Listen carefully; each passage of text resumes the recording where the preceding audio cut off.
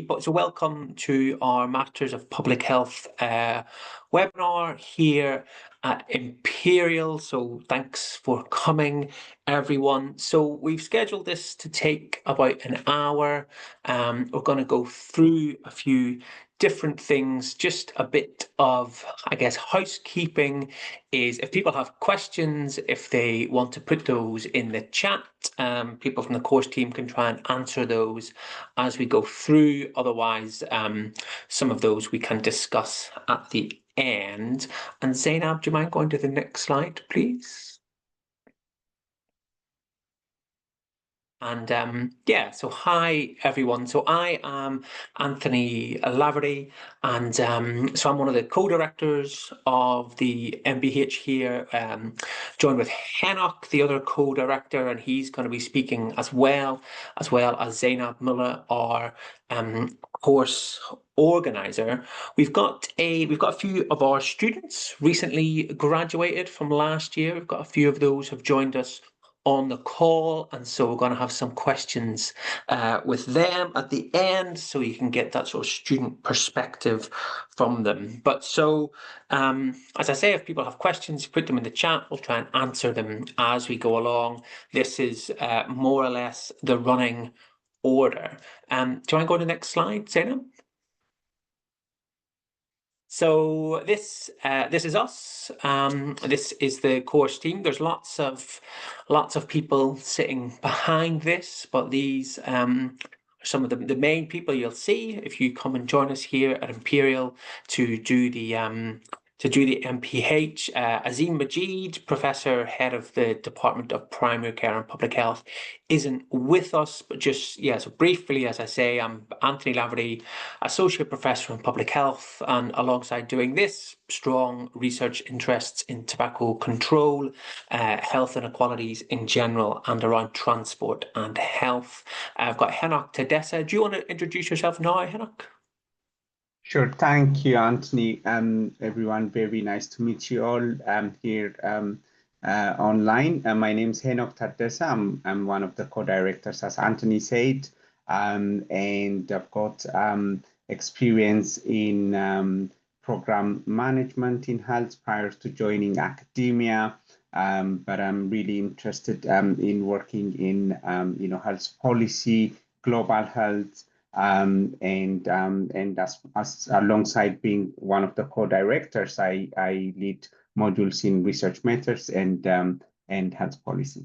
Back to you, Anthony.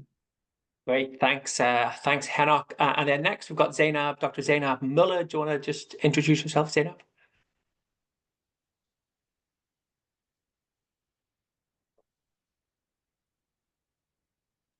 Oh, I think possible Zainab is frozen. I'm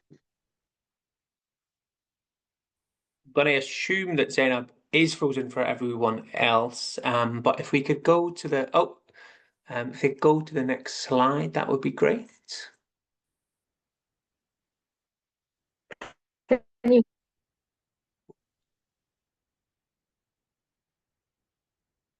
Have I gone to the next slide?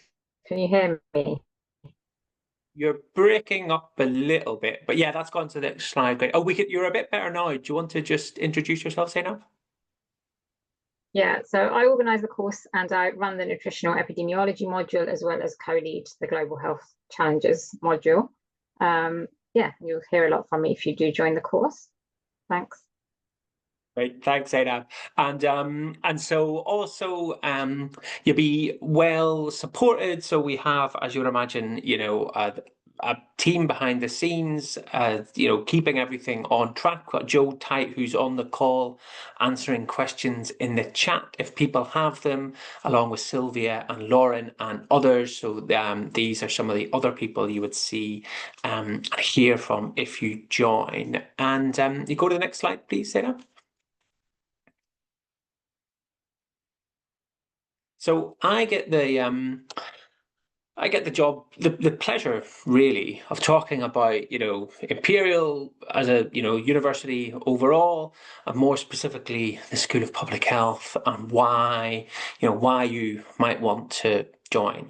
So Imperial is a science, technology, medicine focused university. I think, as this slide says quite nicely, there are various university rankings, and they are not a sort of primary concern. People are not going around their day jobs, specifically thinking, I want to do better. On these rankings, really, but really, people are trying to advance science, advance teaching, and advance public health. But Imperial does very well in these rankings, consistently rated in the top 10 across a variety of measures, currently in this QS World University ranking, second in the world, first in the UK and Europe. And then if we go to the next slide, please, Zainab. And so something about how Imperial aims to do that. So I joined Imperial way back in 2009. So I've been here for a long time. I've, seen it evolve, improve over that time. And we have a relatively new provost, Professor Hugh Brady.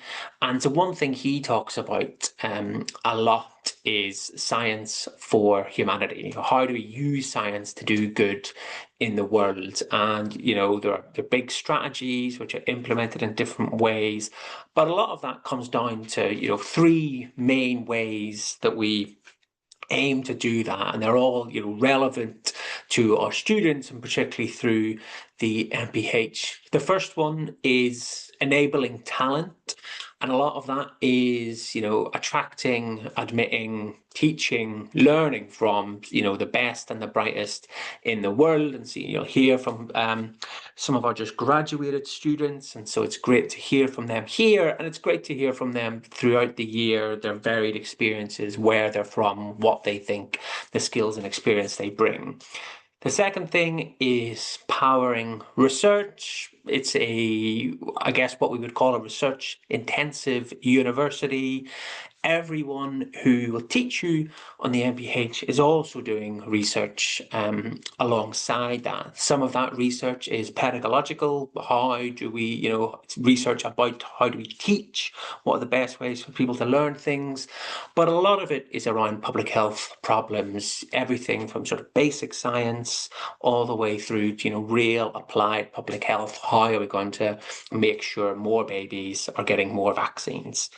The third thing is amplifying impact. I think Imperial, and maybe particularly on the MPH, we're not solely interested, or in some ways not particularly interested in, producing papers which sit on the shelf and that no one outside of a small group of people read. So we have this notion of applied public health. You have to generate the evidence and the knowledge, but then you have to take that out into the world and try and influence policy, influence how things are happening in the world. And so, really these are the three things that we're trying to do in Imperial as a whole, but I think they really all have a resonance through the MPH and the School of Public Health. And just the next slide, please, Zainab. So this is our new building. I think we moved in about a year ago. People might correct me, but so we've got this shiny new building, and then just back to is Imperial a good place to study public health? Every sort of 8 years or so, the UK has this research excellence framework exercise where they have a complicated system, but they rank how well, how good is universities' research across a range of areas. And Imperial came first in the UK in public health services and primary care. So the next of these exercises won't be until about 2028. So this is the most recent one. And just the next slide, please, Zainab. So this is just the last slide from me before I hand over to Henok. But so these are just a flavour, a sort of tidbit of some of the research, some of the things that have been coming out of the School of Public Health at Imperial recently. I won't I won't sort of go through all of these in detail, but covering all of the big, I would say, public health areas, what is happening, what is the global picture in chronic diseases, mental health and the built environment, deprivation and transport density, how are these impacting people's mental health and outcomes there? There's strong expertise in infectious disease and infectious disease modelling.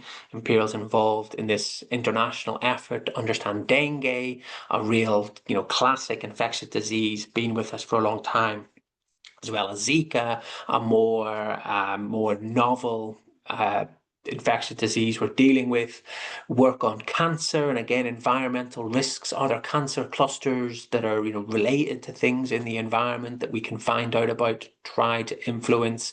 COVID, lots of COVID modelling, policy work at Imperial, and I think probably fair to say we're still understanding the impacts of COVID on a range of things. And then just the final one here, life course public health, which you'll hear a lot about if you join. What do the influences in early life, what are they and how do they pattern throughout the whole life course? So this is just a flavour of some of the things, some of the recent research from Imperial. I'm going to hand over to Henok to talk about the course a bit more specifically. Great, thank you, Anthony. Yes, so everyone, so this is our Master of Public Health course. And as you would know by now, public health is quite a broad discipline. And so our course, encapsulates, tries to cover, the different facets of public health. And as Anthony showed you, it's hosted at the White City campus mainly. It's a full-time intensive 1-year program, but you would get to go and take some classes at the South Kensington campus, specifically for health policy, systems and financing module. The business school also deliver our health economics class, which is a compulsory session. And at times at the Charing Cross Hospital. So Imperial has this networks of hospital trusts across London, and there are some opportunities to go for seminars and so forth to those sites, but mainly the teaching happens at the White City campus and some of it at South Kensington campus.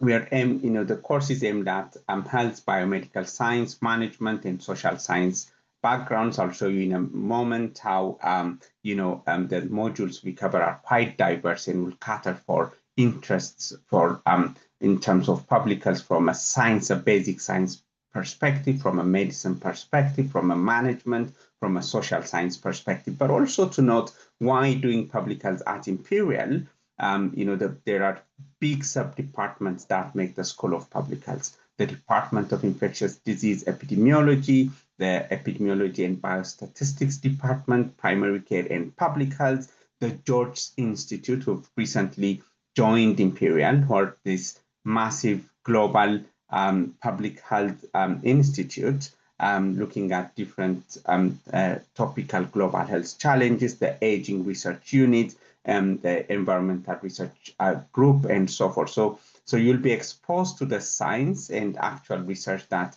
are undertaken through all these departments. Next slide, please, Zaina. Thank you. But just also to note, our sister course, the Master of Public Health Online, which is essentially the same course but delivered online over 2 years. So if the online delivery mode is more suitable to you, the part-time arrangement, it runs over 2 years. Our on-campus course runs over 1 year. You could check that course out. Here's the link there. But also there's another aspect to that course where you could actually just enroll for a postgraduate certificate, diploma, or a Master of Public Health, whereas for the on-campus course, for our course, you'd have to enroll for the Master of Public Health only. And so yes, so when we say public health is quite broad, but we still want to deliver an effective, potent course, we try to cover comprehensively the key aspects of public health, such as the health promotion, health protection, health behavior, health policy, health economics, financing, across all these major subdisciplines of public health. Our modules try to introduce you to create the opportunity to immerse in the different subject matters. But really the focus with our course is analytical skills development, especially related to quantitative analytical skills, but also qualitative methodologies.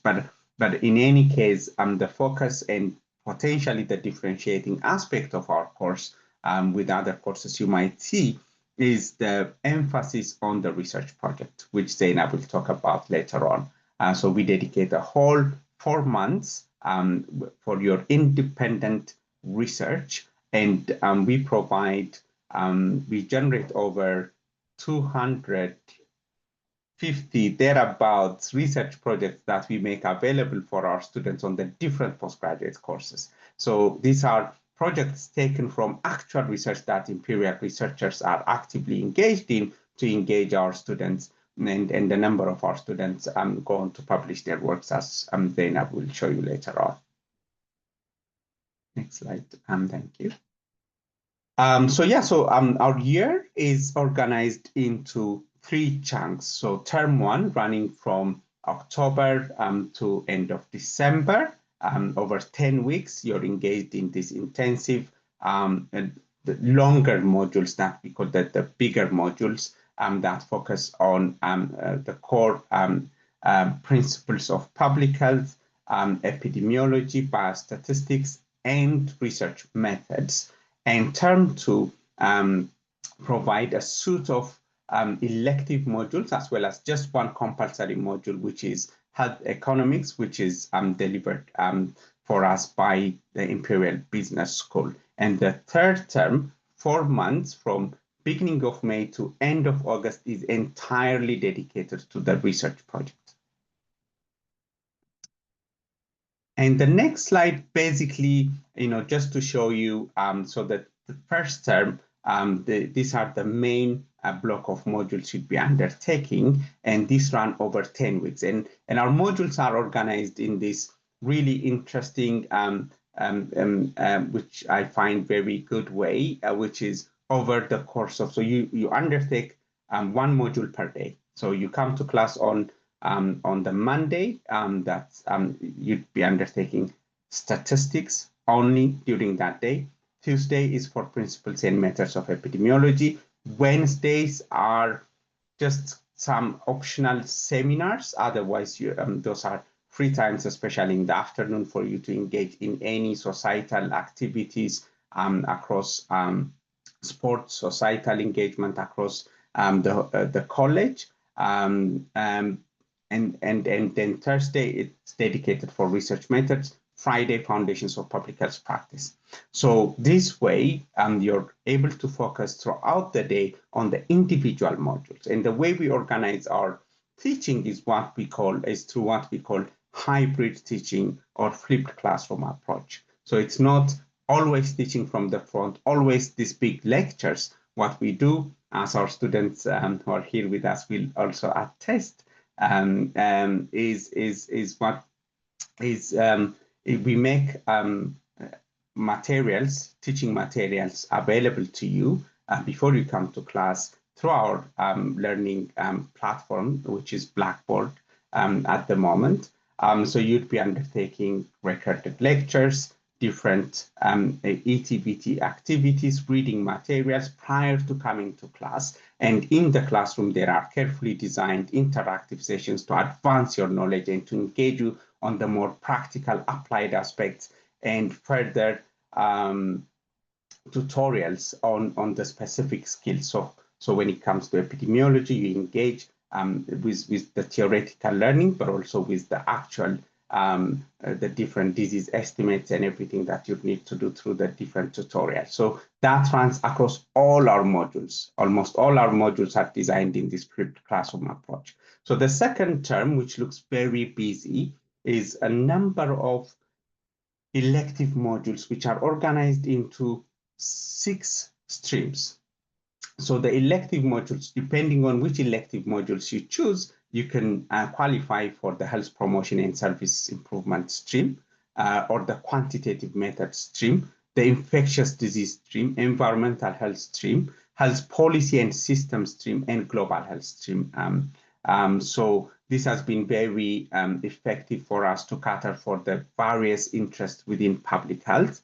You'd have to undertake at least 3 of these, the designated modules, to qualify for any of the streams. But on top of, but for each individual student, it doesn't mean that you'd be undertaking so many modules. It would just mean that you'd undertake 5 elective modules and 1 compulsory module, which is health economics. So you could choose 3 modules from the stream that you're interested in, and you could use the other 2 modules out of the 5 options you have to mix and match and look at other interests from what we offer. So we and this, the number of our modules have grown over time in response to student feedback, in response to the outside world and the changing, evolving interests within public health. So this term again is organized over 10 weeks, but the modules run for 5 weeks each. That's how we're able to fit in a number of modules there. And then the third term directly takes us to the research project.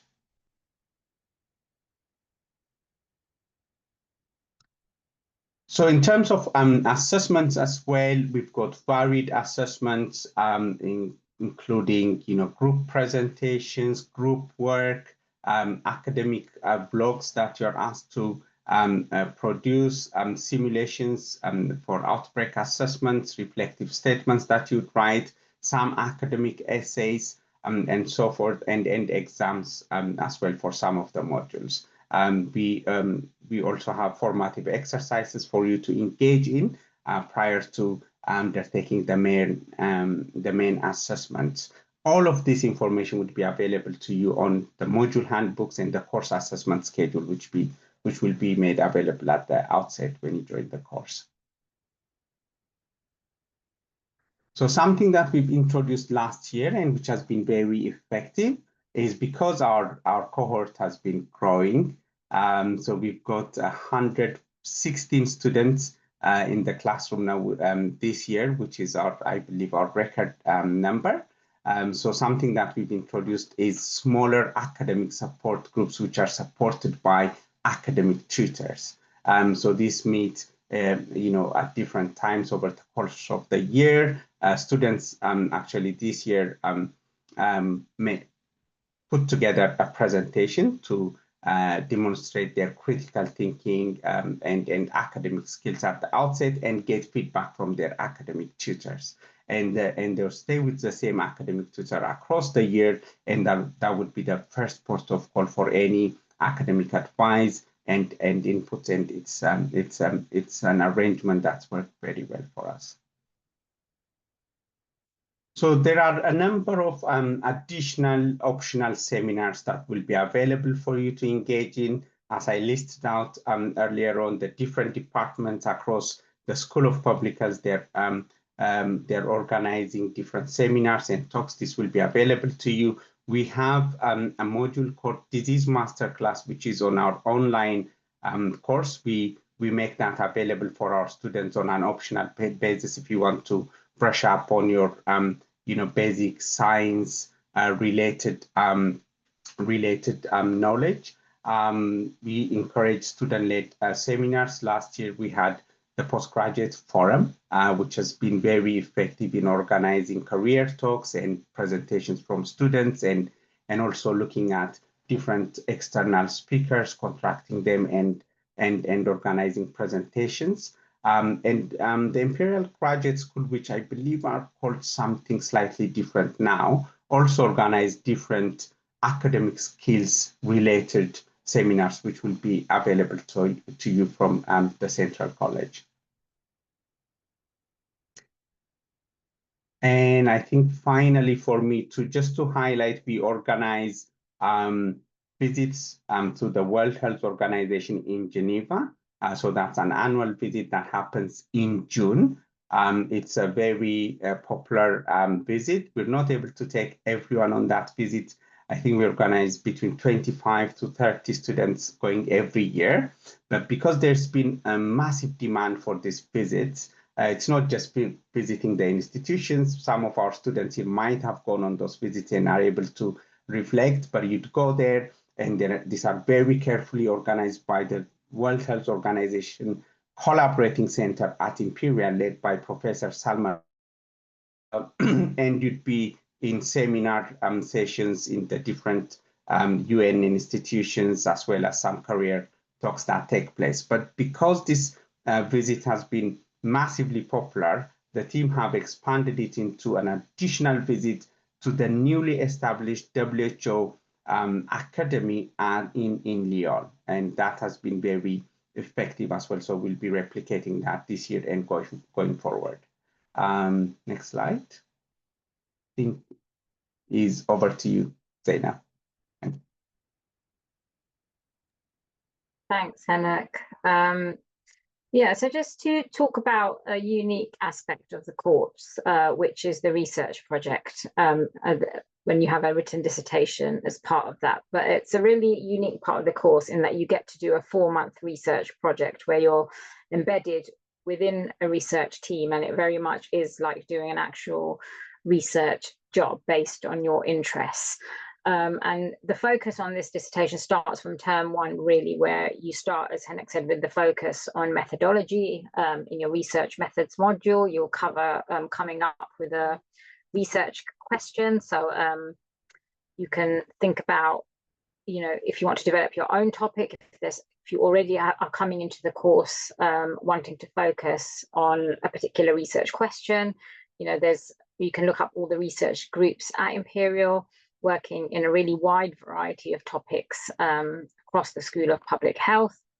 And then in term 2, we go through a project selection process whereby researchers from across the School of Public Health will submit projects for your selection. So we release a huge range of projects, but you can also develop your own project, as I say, and every year a subset of students do very successfully develop their own project. So we're very happy to support you in this, and we can connect you with supervisors if you want to do it. We have 2 rounds of selection, and you go through a competitive process to secure a project. And then the project officially starts at the start of May, but if you can start contacting your supervisors and discussing it with them before that point. Early on in the research project process, we have a check-in presentation so that we can ensure you're on the right track. And then throughout June and July, we have talk sessions as well, where we support you in doing the research project, but you'll also meet regularly with supervisors. And a real strength of the dissertation is that you have at least 1 expert supervisor, but in most cases you have 2 expert supervisors, and most supervisors are really hands-on and really involved in the project, but the course team are also there to provide support. And so during the summer, June and July, you really focus on your data collection or your data analysis. And then during August, you're really writing up your dissertation, which is now a 7,000-word thesis. And then up 2 weeks after submission, we have the Viva, which is an oral presentation, which is examined. So I'd say this is a real strength because you get to develop so many skills. You get to apply all the skills that you've picked up during your elective modules, during your term 1 modules. And many students find that it links really well to employment as well. So it's a real uptick in your skills during this period. This is an example of some previous projects, and it really reflects the expertise across the School of Public Health, and it covers a real big range of methodologies. as well. So here you can see are some systematic reviews that were done in the area of nutrition, global health, tobacco control, and then it's not so common that primary data collection is done, but it is possible. Some students do primary data collection. They might do qualitative studies where they do focus groups and interviews, or they might do surveys. And then many students do data analysis from data that has been collected through large cohort studies and clinical trials. And again, this is in a range of different topics, really reflecting the expertise present at the School of Public Health, which ranges from transport to smoking, COVID-19, infectious diseases, nutrition, environmental epidemiology. So really, it's likely that if you have an interest in a particular public health topic, someone at Imperial will be working on it, and you can do some research in that topic. And many students go on to publish their work as well. It might take some time, maybe 1 or 2 years, but people do go on to publish. So this one is about access to primary care and visits to the emergency departments in England. And it was a cohort study, I believe, a population-based analysis of patients in England. And then this one was a meta-analysis and systematic review published in the European Journal of Epidemiology, looking at blood pressure, hypertension, and the risk of sudden cardiac death. So yeah, as you can see, in cardiovascular disease. And then this is, I believe, one of Henek's projects, the community-based intervention for improving mental health in refugee children and adolescents in high-income countries. So it was a systematic review. And then effects of exposure to tobacco and e-cigarettes, advertising on tobacco use. So this was survey analysis published in the Journal of Adolescent Health. And another one, a qualitative project, this one published in Reproductive Health, Male Involvement in Reproductive, Maternal, Newborn and Child Health, Evaluated Gaps Between Policy and Practice in Uganda. So hopefully this gives you a good idea of the range of research projects and the scope that is possible, and that really, I think this is really unique to our course, the way it's really embedded within research teams, and the amount of hands-on supervision that you receive. And then focusing a little bit on careers and what people go on to do, because public health is such a wide field. There's really a wide range of graduate destinations. If you just type into LinkedIn MPH Imperial, you'll see the big range of roles and employers that come up. So many people go on to management and consultancy. We have a lot of clinicians on our course, so many of them then go on to be a public health registrar. Many go on to do a PhD or become research fellows. Physicians might go back to being physicians. Then we have some people go on to being research assistants or research advisors or lecturers, and also analysts. And there's also really a wide range of employers. Many work for government organisations like the Department of Health or UK HSA, or health protection and promotion departments, policy think tank type of organisations, consultancy organisations. So it's a really wide range of employers and roles that graduates go on to. And we have careers events throughout the year where we invite alumni to speak to you from different roles. The career service at Imperial is also really good and can offer you a lot of one-to-one appointments and a lot of other expertise as well. So again, this just summarizes some of the different job titles that people have gone on to do. Yeah, so these are actual roles that some of our alumni have gone on to do. So we have someone who's a healthcare strategy monitor at Deloitte. We have someone who's a public health consultant at PwC Middle East.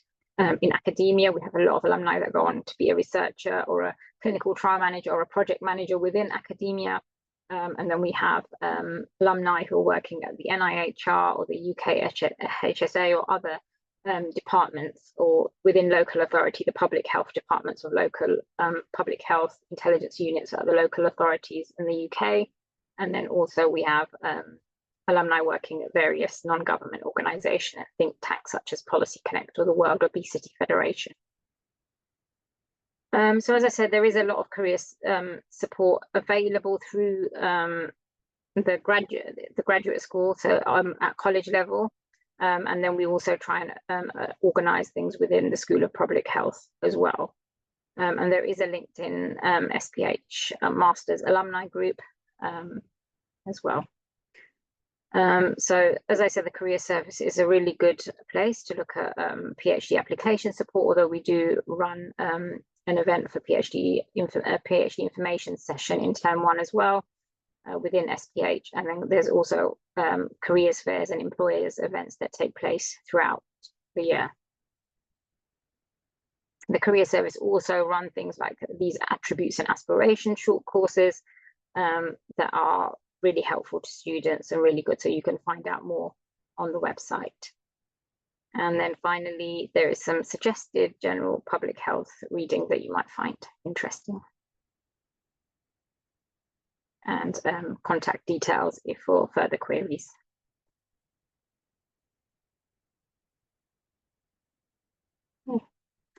Thank you.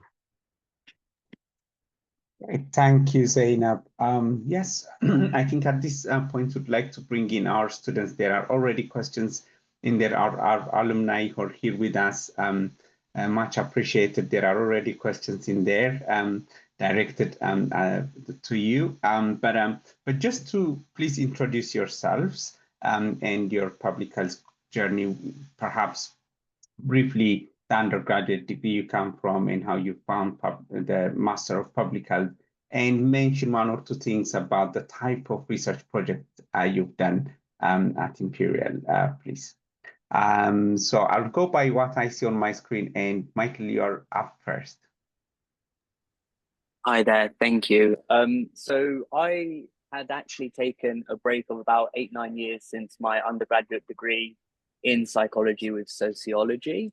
I was working in the healthcare workforce and social care workforce sector.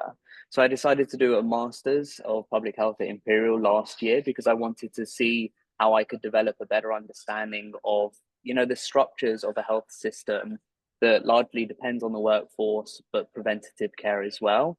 And for me, Imperial College London was able to kind of hit that. It was a nice balance between understanding the methodology behind the research needed for these projects, but also the practical side of things.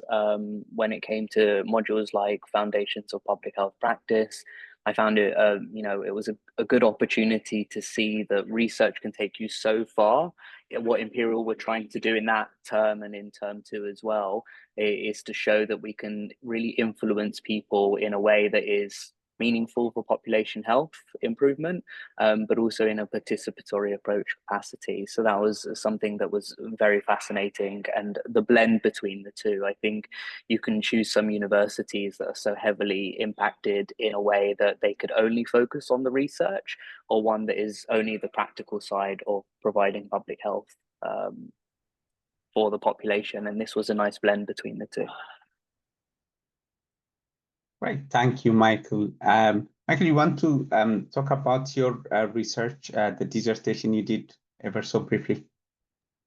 Yeah, so I had Dr. Laverty, Anthony Laverty, who's on this call, and someone else. I had 2 supervisors, and it was a systematic review looking at the impact that public transport can have on cardiovascular health.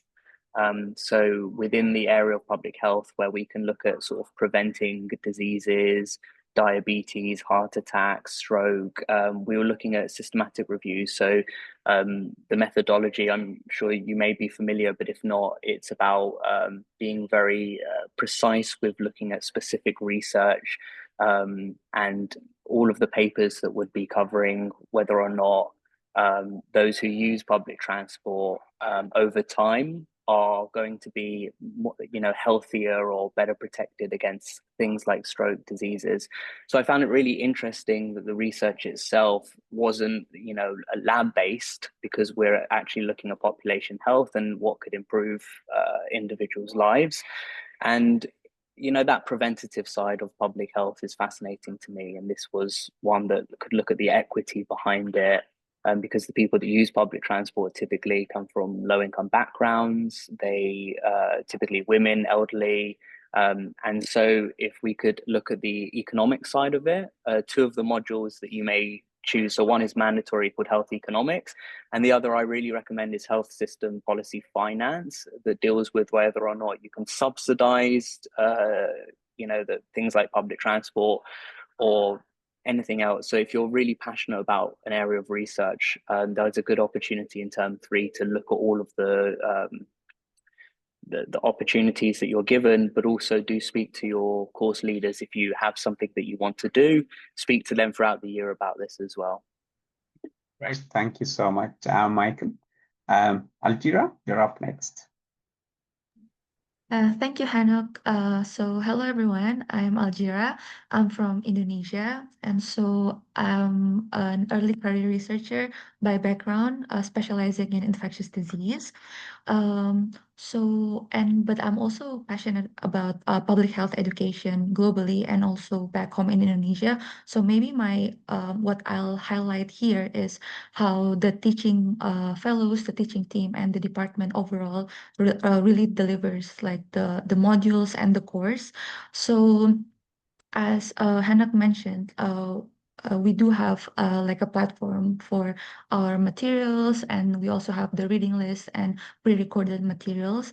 But then the course organizers, the teaching fellows, they also try their best to really engage in the live sessions when we do have face-to-face in classes or maybe seminars, and that's really encouraging because they really take our questions, and also they're very open to feedback. So it's not just us learning from them, but they also wanted to learn from us. So we provide feedback, and they try their best to incorporate that for the next sessions or the next year, the next cohort.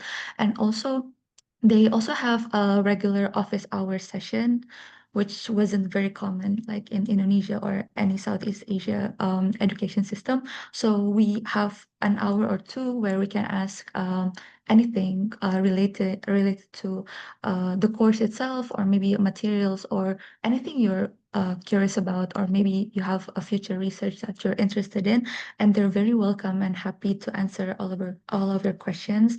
And also they're very approachable in a way that even if you email them, or if you like encounter, or if you meet them like in the hallway or like somewhere, they just have a talk with you. And that's very that environment is very supportive. And also we have group works and also presentation assignments, which really builds in confidence in especially my communication skills and also presentation skills, which I also discovered that it's just as important as the substance or like the research itself that we want to deliver, like how we deliver to a lay audience or to like different kinds of audience. So that was very interesting for me.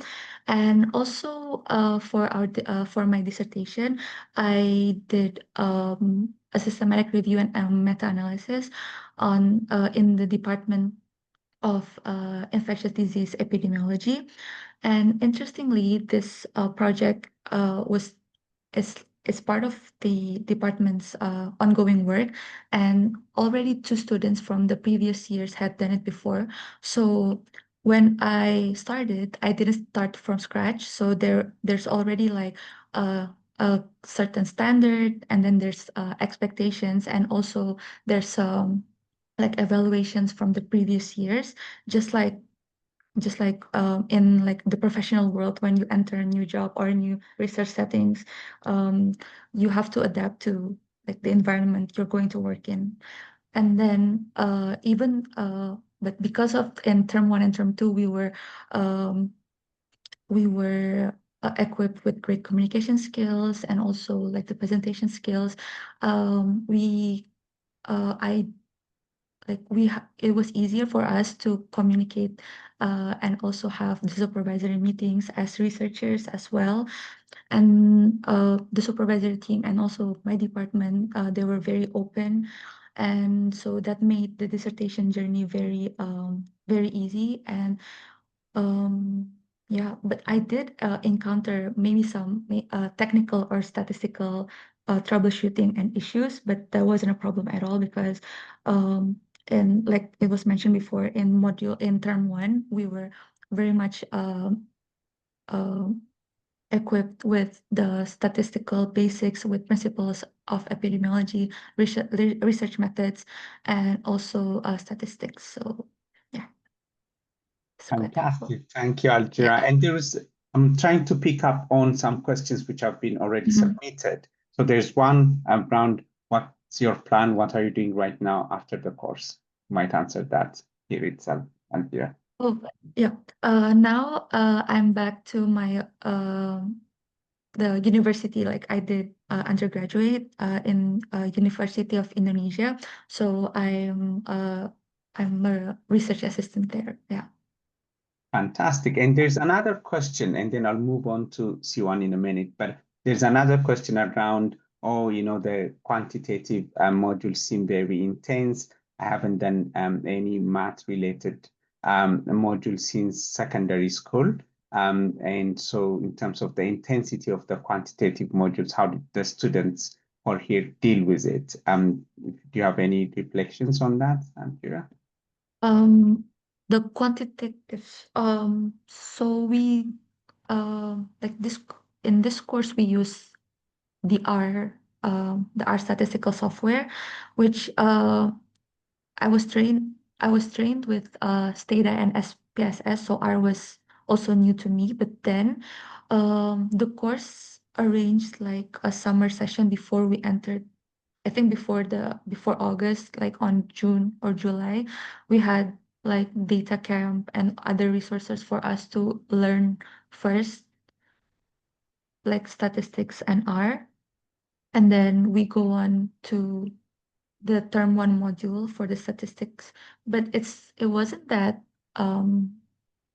it was challenging in a way if we're new to it, if it was our first time using a statistical software. But then the teaching team, they have a lot of graduate teaching assistants, and each session was tailored to um, it's tailored to everyone, not just people who already have been trained for research and quantitative analysis. So yeah.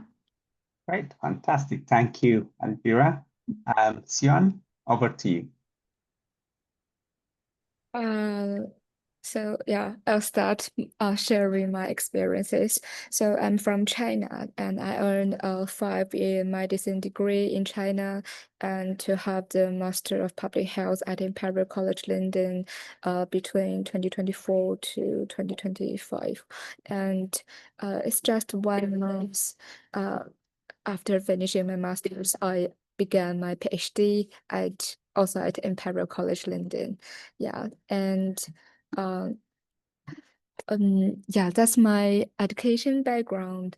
And regarding the experience with the course, I think it really builds the coding foundation and the data analysis skills for everyone in the term one, and to give you a framework regarding public health in term one, and you can also to choose your favorite course or your future directions in term two. That's a really like awesome program, certainly. And my dissertation is about studying one emerging tobacco products, and I use the database in America, a US national database, and it's focusing on the child health. And my PhD project also is closely relevant with the master research project. And so it's really exciting to have a seamless continuation and to focus on the same route. Yeah, that's like brief introduction. Fantastic. Thank you so much, Sion. Yeah, there's most of the questions are to you guys. So going to revert back to the submitted questions. There's one around, so for those who were not at Imperial undergrad, how did you find the jump to Imperial? How intense was the MPH? Did you find it okay to balance everything along with your social life, career stuff, etc.? Very key question. Who wants to take that?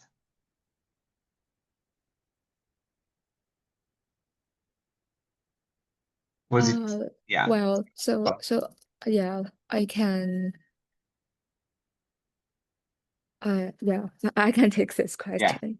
Yeah, so I'm really clear that I want to do PhD after master's. And so the thing that I learned from my master experience is I can have a close contact with the current PhD supervisors at Imperial College London. And that's really cool because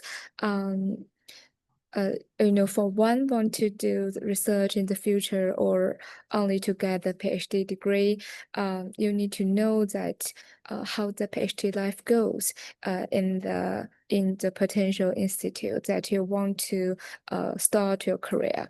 And so I just have the close examination to go through the the diverse aspects at Imperial College London, and so that I could have the chance to familiar with the teaching style, the academic style, and also the diverse personal style that at Imperial College London, and after experiencing that, kind of opportunities and supportive environment, and you could decide to do something like still stay at Imperial College London. Yeah, so I think my like take home message for the MPH student is just like to reach out everyone you want to know and you're curious about to know how they look like, and to keep communicate with the one that you are interested in, whether what his role is and what his job about. And that's the thing that could to build your own knowledge library and to help you decide what next step. Yeah, that's it. Great, thank you, Siwan. That's a really good advice to be proactive as soon as you arrive, but also to say we have a whole week dedicated to induction. So we will introduce you all the departments. The departments will come and present their work to you. So we ease you into the sessions, not straight away. There's another question on how, if anyone in this call has been to Geneva on the WHO trip. Anyone has been to Geneva? Siwan, did you go? I've been to Lyon, the Lyon. Okay, WHO so you tell them academy. about Lyon. So we don't have anyone who's gone to Geneva, unfortunately. But how was Lyon? Yeah. It was great. Like, everything is really new there, and the main task for people working there is just to design various health education course, and the course could be the target population could be the general public or the healthcare workers, and you could get the chance to go to the Iraq, the Cancer Institute just next to the WHO Academy building, and you could see the wildlife workers there and researchers how they take the epidemiology research projects like. It's an opportunity to help you get to know the NGOs work like. Yeah. Great, thank you, Siwan. There's one question really want to get to, asking what you found most challenging in your year on the MPH. Anyone wants to reflect on that? What was most challenging? I think maybe I'll answer first. Yeah. Maybe the most challenging, because this master's is it's an intense 1 year program. And so I think the challenge lays on like how you manage your time. For example, from the transition from term 1 to term 2, because term one finished like winter, but then we still have assessments, we still have exams, and then right after you start term two with a whole new modules, and also the optional modules there it's like you only have 5 weeks of this side of them with the first phase of the optional modules and then the other 5. And so I think the transition between term one where everything's where everything's kind of settled and you have the same course with everyone from your cohort, but then in term two you kind of go your own ways like you won't meet everyone like from the cohort, and you have to manage your own time and with a lot of assignments as well. So I think it's the timeline that's challenging. Great, thank you, Algira. Yeah, we've got a few minutes left to get to some of the questions there.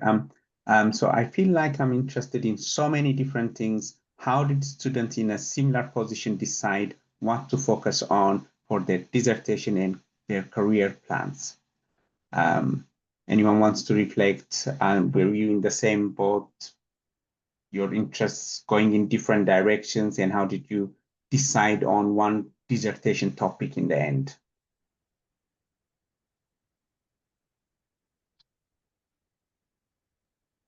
Who wants to take this?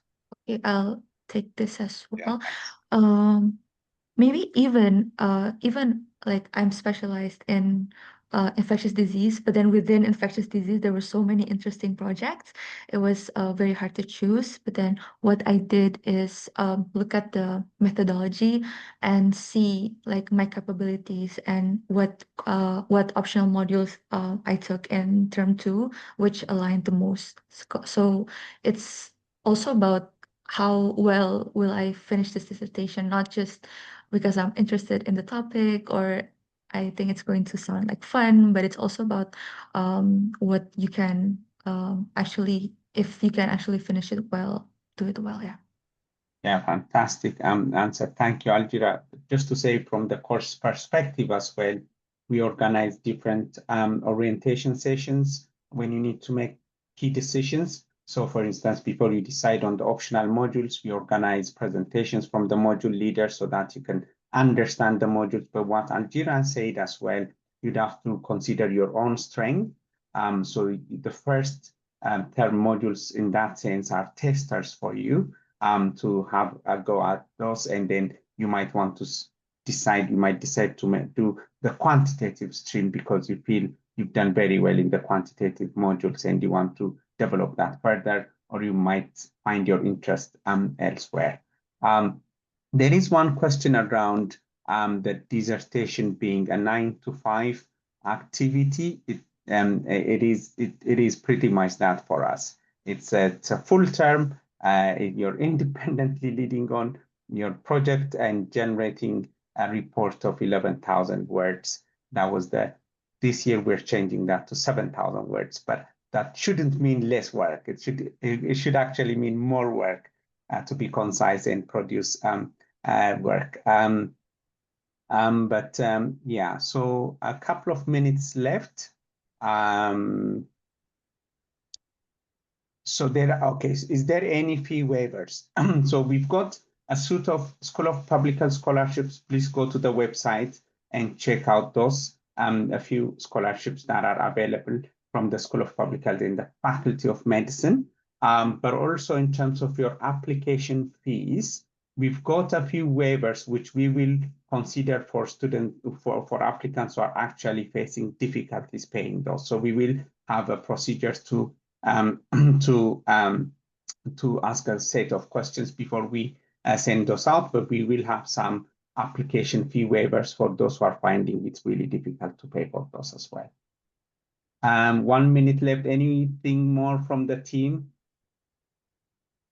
Anything that we've left out? I think we've answered a lot of questions, especially Algira and Sioan and Michael. Thank you so very much. And all of you who have been here with us, we really appreciate you being with us. We hope to look forward to receiving your applications in due time, and all the best. Thank you, everyone. Thank you, Thanks. everyone. Thank you, everyone. Nice to see you. Bye.